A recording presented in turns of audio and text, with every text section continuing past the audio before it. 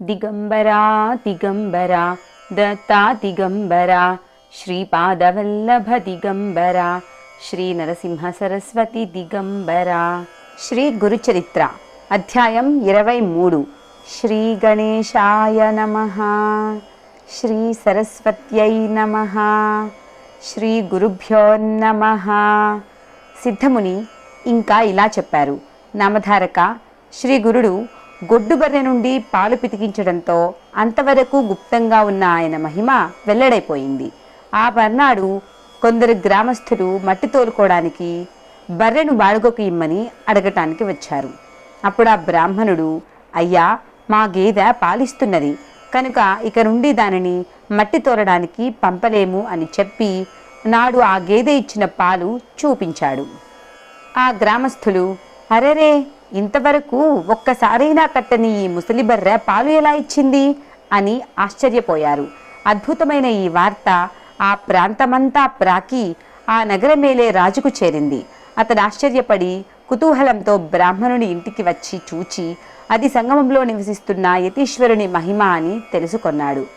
వెంటనే అతడు సకుటుంబంగా పరివారంతో కూడా సంగమానికి వెళ్ళి శ్రీ గురునికి పొర్లు దండాలు పెట్టి సాష్టాంగ నమస్కారం చేసి ఇలా స్తుతించాడు. జగద్గురు, మీకు జయము. మాయామోహితుడైన నాకు త్రిమూర్తి స్వరూపులైన మీ అపార మహిమ తెలియలేదు.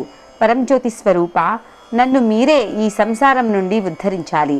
పామరుల దృష్టికి మానవునిలాగా కనిపించే మీరు విశ్వకర్తలు. శ్రీ నరసింహ సరస్వతి సంతోషంతో అతనిని ఆశీర్వదించి, రాజా, మేము తపస్వులము, అరణ్యంలో నివసించే సన్యాసులము.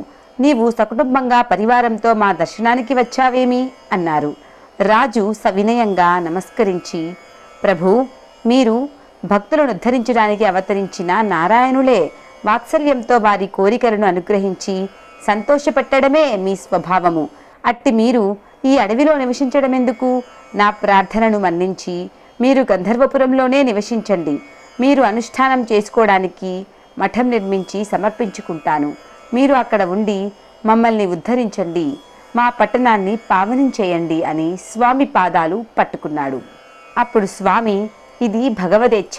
మేము ప్రకటమయ్యే సమయం ఆసన్నమైనది కనుక కొంతకాలం గంధర్వపురంలో నివసించి రాజును భక్తులను రక్షించాలి అనుకొని అనుమతించారు. రాజెంతో సంతోషించి శ్రీ గురుణ్ణి పల్లకీలో కూర్చోబెట్టి వాద్య నృత్య గీతాదులతో పట్టణానికి తీసుకువెళ్ళాడు. పల్లకీకి ముందు ఏనుగులు, గుర్రాలు, వాటి వెనుక రాజు, అతని పరివారము, వందిమా గధులు నడచి వచ్చారు. రాజు స్వయంగా స్వామికి ఛత్రం పట్టుకున్నాడు. విప్రులు వేద మంత్రాలు చదువుతుంటే వందిమా గధులు శ్రీ గురుని స్తుతిస్తున్నారు. నగరవాసులందరూ భక్తితో స్వామికి ఎదురేగి జయ జయ ధ్వానాలు చేస్తూ ఊరిలోకి తీసుకొస్తున్నారు. ఊరేగింపు పడమటి దిక్కు నుండి గంధర్వ నగరంలో ప్రవేశిస్తున్నది. అక్కడొక పెద్ద రావి చెట్టు ఉన్నది. దాని సమీపంలోని ఇళ్లన్నీ పాడుబడి నిర్మానుష్యంగా ఉన్నాయి. అందుకు కారణం ఆ చెట్టు మీద ఒక బ్రహ్మరాక్షసుడుండేవాడు. అతడు ఆ ప్రదేశంలోకి వచ్చిన మానవులను, జంతువులను మృంగివేస్తుండేవాడు. అతనికి భయపడి ఆ ప్రాంతంలోని వారందరూ తమ ఇండ్లు విడిచిపోయి ఆ పట్టణంలోనే వేరొక చోట నివసిస్తున్నారు. ఊరేగింపు ఆ చెట్టు దగ్గరకు రాగానే స్వామి తమ పల్లకీ నుండే ఆ చెట్టుపైకి చూచారు. మిగిలిన ఎవ్వరికీ కనిపించకపోయినా ఆ బ్రహ్మరాక్షసుడు చెట్టు దిగి వచ్చి స్వామికి నమస్కరించి తనను ఉద్ధరించమని ప్రార్థించాడు. పరాత్పరుడు, కరుణామూర్తి అయిన శ్రీ నరసింహ సరస్వతి అతని తలపై తమ చెయ్యి పెట్టి ఆశీర్వదించారు. తక్షణమే అతనికి మానవాకారం వచ్చి అందరికీ కనిపించాడు. స్వామి అతనితో, నాయనా, నీవు వెంటనే సంగమానికి వెళ్ళి స్నానం చేయి, నీ పాపం నశించి ముక్తి పొందుతావు అని ఆదేశించారు.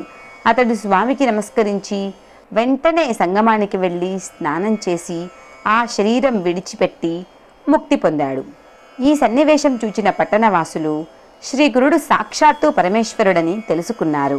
అప్పుడు శ్రీ గురుడు, నాకు మఠం ఇక్కడే నిర్మించాలి అన్నారు.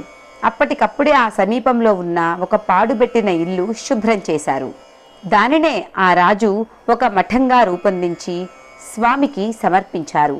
స్వామి అందులో ఉంటూ రోజు స్నానానికి, అనుష్ఠానానికి, సంగమానికి వెళ్ళి వచ్చేవారు. నిత్యము రాజు ఆయనను దర్శించి పూజించేవాడు.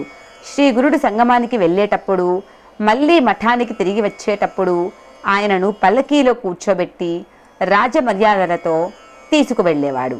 నిత్యము ఎందరెందరో శ్రీ గురు దర్శనానికి వస్తుండేవారు. ఆ పట్టణంలో ప్రతి నిత్యము బ్రాహ్మణ సంతర్పణలు జరుగుతూ ఉండేవి. అలా శ్రీ గురుని కీర్తి గ్రామ గ్రామాలకు ప్రాకిపోయింది. గంధర్వ నగరానికి కొద్ది దూరంలోని కుమసి అనే గ్రామంలో త్రివిక్రమ భారతి అనే సన్యాసి ఉండేవాడు. వేద విధుడైన ఆ యతి నిత్యము నృసింహావతారాన్ని మానస పూజతో ఉపాసిస్తుండేవాడు.